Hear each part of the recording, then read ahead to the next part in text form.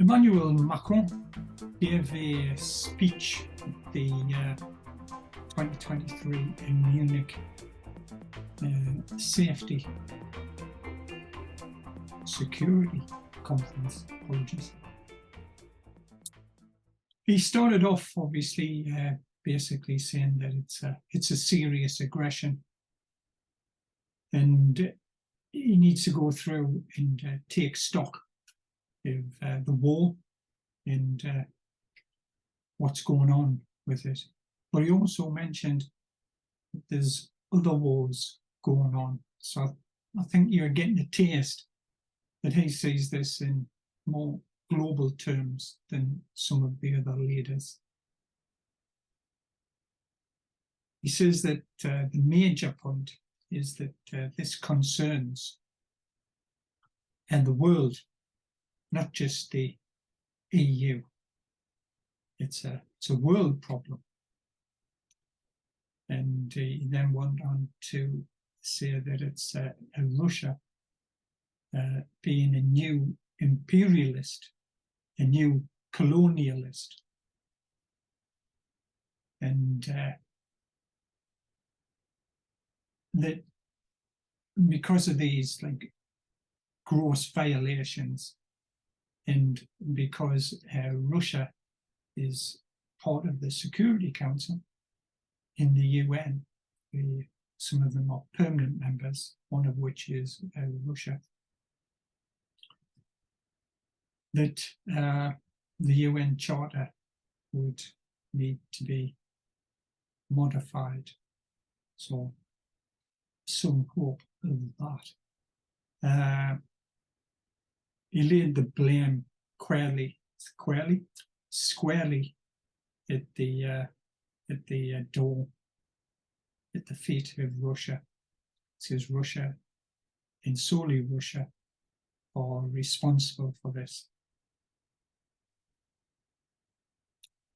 There's a couple of points in his initial statements there. The first one is an imperialist and colonial power. France is chiding a country allegedly because of the border dispute stroke war for being an imperialist and colonialist power. I think there's a word for that. I think it's hippopotamus. I think he's being slightly hippopotamus there. But to be fair to Macron, he did say that France's involvement with Algeria was bad, and he also said that France's involvement with Algeria was a crime against humanity. We'll come on to that a little bit later. He says that Russia's just basically like the mafia, and he praised lucky Ukraine for the bravery. He says that we need to defeat colonial influences wherever they are, and we need to come to some sort of result in the future that Russia can be not just an exporter of commodities, but also a nation.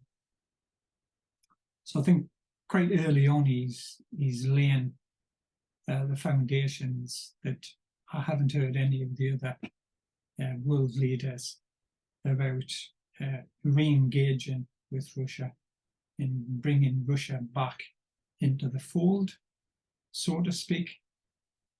He's kind of looking over the horizon that this will end at some point, and we need to have some sort of dialogue with Russia, which was encouraging. The difficulty, he says, though, is that we can't solve the peace in the EU, in Russia, until there's peace in Russia, stroke Ukraine. He seems keen to pursue, and he wants to pursue dialogue, but not at this present time, not now. Basically, he's putting a hurdle in front of the dialogue with Russia, which basically means, call it whatever you want, a win for Ukraine, or victory for Ukraine, or Russia withdrawn back to the original borders. But he wants to pursue dialogue. It's one of the few leaders I've heard say that. I think it's the only major leader I've heard say that on this sort of pro-Ukrainian side. I've heard the other world leaders saying should be pursuing dialogue, but they are the people who are not actively backing Ukraine. I think, and he's obviously studied philosophy, and I think he's bringing up Hegel with this pursued dialogue, but not now. He brings up war crimes, and this is an area that the Americans are stating. Kamala Harris was stating that Russia's carried out war crimes and crimes against humanity. France is in the International Criminal Court, resides in the Hague, Den Haag, in the Netherlands. UK is a member, as are nearly all of the members, I believe, of the EU countries. The United States is not a member. So you've got the United States, who is not a member of the ICC, International Criminal Court, wanting to have another non-member, Russia, tried in the ICC. We've got hippopotamuses there again.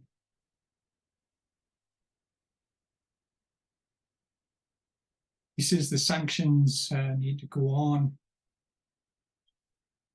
and I'm speaking as though he was speaking, like France and the European countries should help Ukraine stiffen up the air defense and do the training.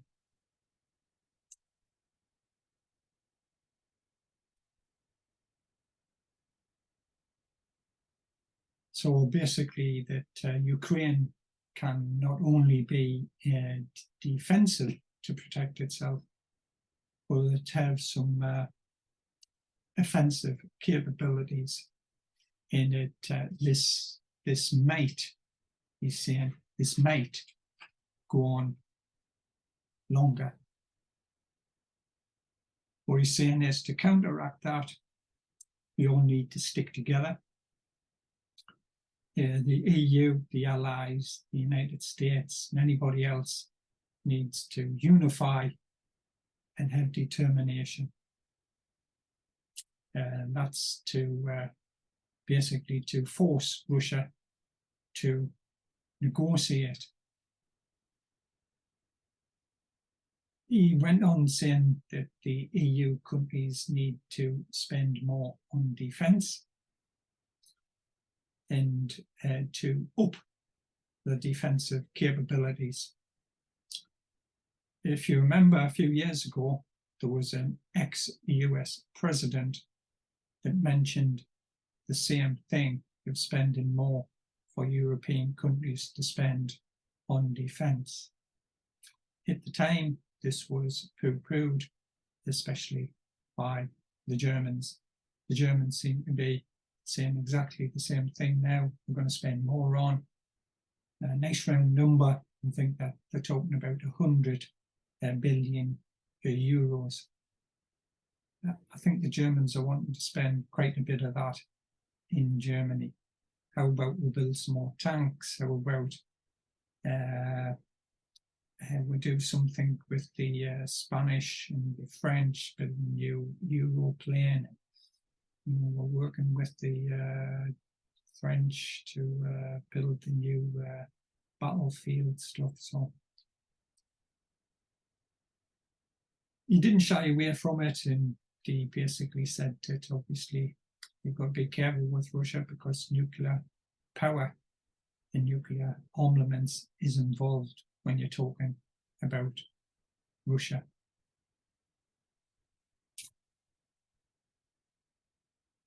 He's taken the stance that France has taken quite a lot over the years, and basically saying that the weapons that they come up with needs to be more Euro-focused.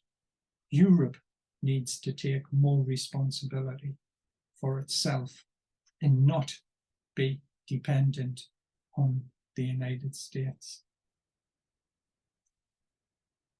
There is a treaty, an international sort of disarmament nuclear treaty, which the Americans have sort of, because these treaties only go for so many years, then they have to be renegotiated or re-agreed. The United States has basically let these treaties just run out of time.